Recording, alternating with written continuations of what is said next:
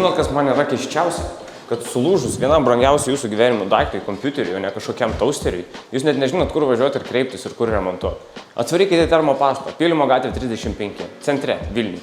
O net jeigu ir ne čia gyvenat, yra nemokama kurjerio paslauga, kur galit paskambinti, privažiuoja, atveža, suremontuoja ir vakare geiminat ir problemų nematot. Šiaip, super patogi vieta. Tvarkom viską.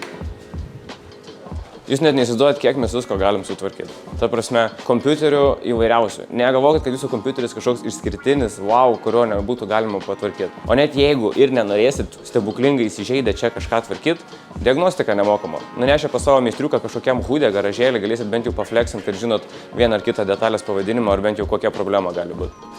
Ir šiaip, žiūrėkit, aš nesuprantu, kam lauk, kol kažkas suges.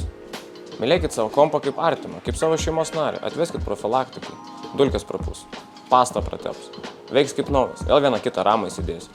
Nemiegokit, nelauk. O jeigu net ir nedrįstat su savo millennialso arba Gen Z smegenėlėm paskambinti ir kalbėti su kažkuo telefonu, pasiekiama termopasta iš visų pusių, Facebookas, Instagramas, ta prasme, pasirašot kaip su draugeliu, parašai, ei, labas, kompas neina.